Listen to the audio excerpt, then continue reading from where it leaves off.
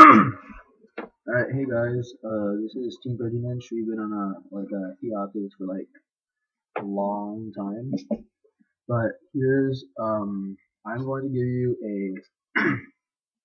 a top 8 Hieratic deck profile. We actually kind of split it. We didn't actually play out the top 8. It was a locals, but we split it because we didn't feel like playing. It was like really late. So, I'll get to the deck profile and I'll also tell you guys about my matches.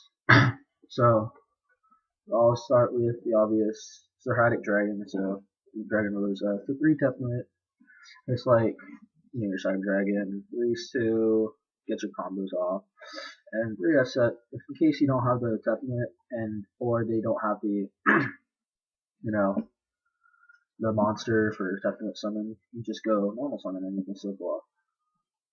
Then the 2 vanillas, 1 Thermal Guard and 1 Luster Dragon. I prefer Luster Dragon over Labradorite Dragon because Labradorite Dragon is just because it's a tuner.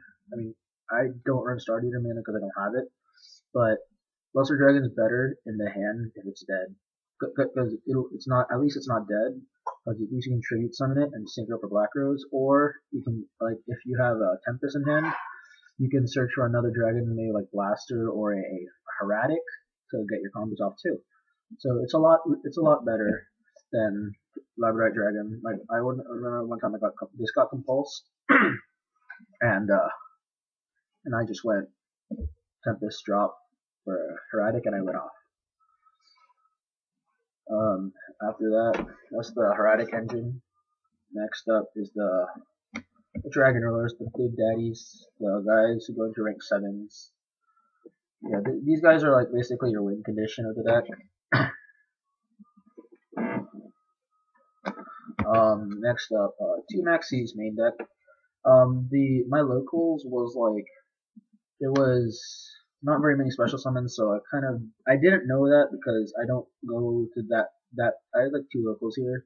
The one I went to was the more competitive one, and I didn't realize that they were mostly playing like Bujins and Fire Fist, like Spellbooks. I don't think I ever used this except for like once or twice. Yeah.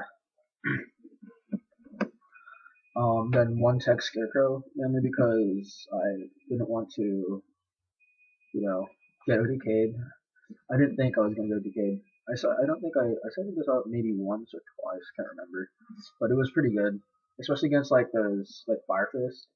But I don't think I went against Fire Fist, yeah. I think it's like you're almost gonna die. You go this that's what I do.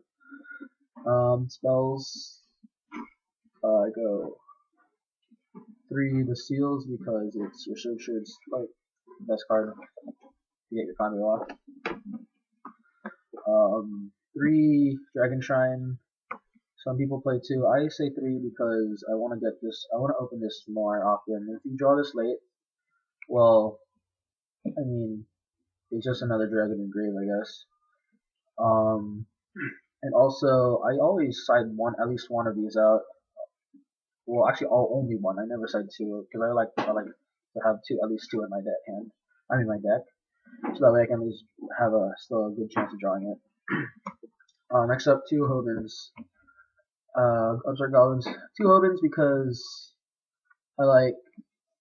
one, I didn't have the third one, and 2, because it seems good. I would have strived to get the third before the tournament, but it was, I was thinking, if I give my opponents 1,000 more life points, that could be game changing, and it actually was. In one of my matches, like we were having an upstart goblin war, kind of like we kept giving each other 1,000 life points, but I had the advantage over him. He was playing Raccoons. He upstarted me 3 times. I upstarted him once, and the second time I upstarted him another time near the end of the duel, but it wasn't enough to save him. I went last turn to finish him off. Raccoons was probably actually my longest and my funnest match there. He was really grindy. So that's it for the spells. I only run 8 spells. For the traps, I run a shit ton of traps here. I run triple Reckless, more Hogan, but also really Reckless is just good. I would have replaced this for cards if I had them before the tournament, but I wanted to, so I decided to use Reckless. But I think Reckless is still good because you can, if you don't you activate it, and I was planning on facing Fire Fist because I heard there was a lot of Fire Fist players, but because if they Gyoko this or I don't know like another trap, if they Gyoko another trap card, you can just go chain Reckless and then chain whatever. If that trap card is other trap card is chainable, you can chain that trap card. Or like if you have a set MST, I cited MSTs in case you're wondering. So yeah, this card chainable traps are really good because then you can chain a trap, chain whatever that chainable trap is, and then chain whatever your trap is that you wanted that got Gyoko in response to Gyoko. You have to do this in response to Gyoko, or else it'll be too late. 2 trap stun. This card is great. It stops your skill drains when you need to go off, or it stops their traps when you want to go off. And I got 1 warning, 1 bottomless, 1 torrential. Pretty much like staple. No compulse because I think compulse is bad this format. Most people do too, and I agree with them because it doesn't really like compulsing bear. Okay, you can compulse their exceed, but they'll probably get rid of the compulse won't be a problem to most decks. Really, most decks are actually using floaters, like floater monsters. Not floaters, but like monsters that will stay on the board, definitely. That aren't exceeds or synchros. Mirror Force, Team Mirror Force. It was really for the Bujin matchup, and we had put in work, and I loved it against Bujins. Skill Drain. I was gonna use this mainly because of Bujins and Fire Fist. This card is great. It didn't do anything for me against Bujins, but it did a lot for me against the Raccoons and Cyber Dragons, actually. And then to Call the Haunted. Yeah, I didn't have any.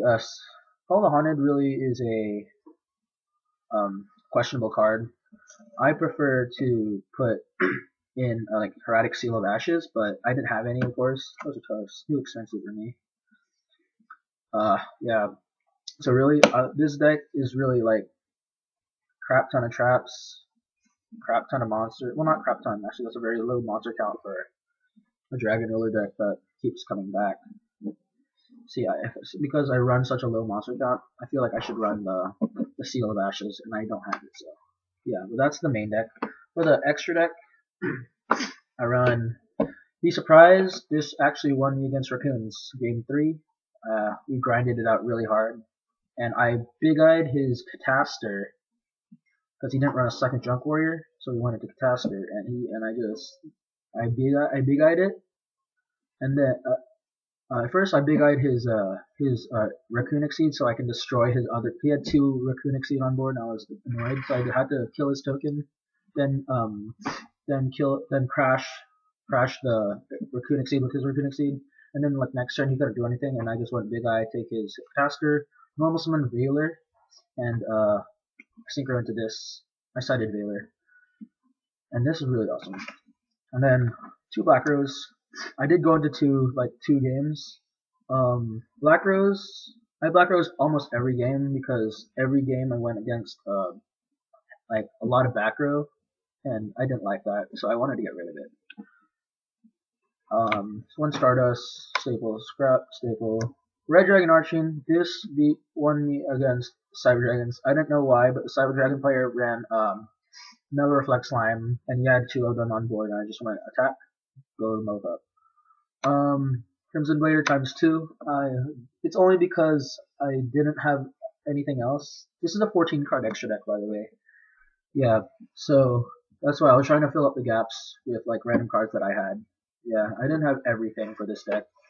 And then I got 1 Claw Spider. Claw Spider for Bujin matchup. I never went into it though. I was afraid of what's it called? I was afraid of the back row, the massive back row that they had. Like none of them were playing the Decree version. That's it for the synchros. Next up 2 Atom. Basically the staple for the deck. Not 3 because You only need to. If you go into the second one, you should have won already. And Guy Charger, basically overlay your Atunes. Then one Big Eye, one Dracossack. Dracossack, I didn't have the second Dracossack. I would have run the second Dracossack if I had one. And one Big Eye, only because one Big Eye. Big Eye won me so many games.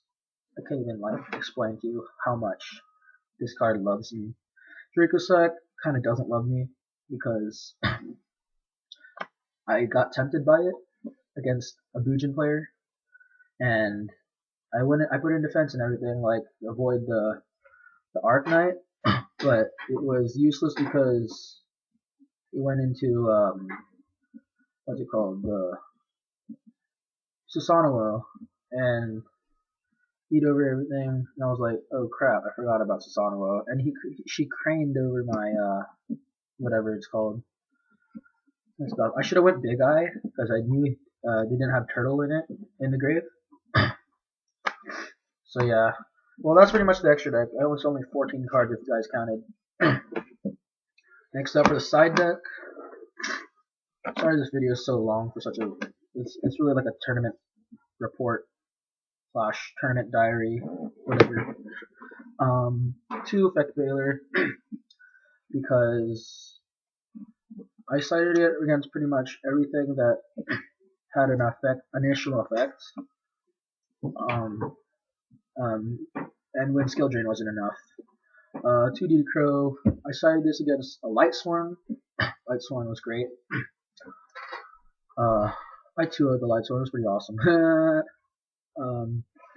Okay, but this really didn't help too much. I guess it stopped the first JD play because I was reading a JD in hand, so I went DD Crow their Arcus in grave, and then they didn't have enough Lightsworns.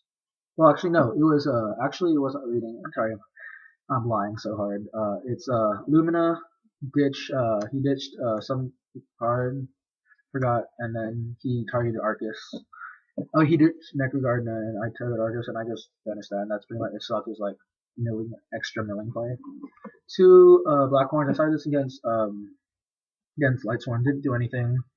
I sided this against Cyber Dragons, didn't do anything except for like 1 Cyber Dragon hit, and it didn't really help after that. 1 Curse Seal. Curse Seal is basically against Spellbooks. I drew it against Spellbooks, but it was late game and it was dead.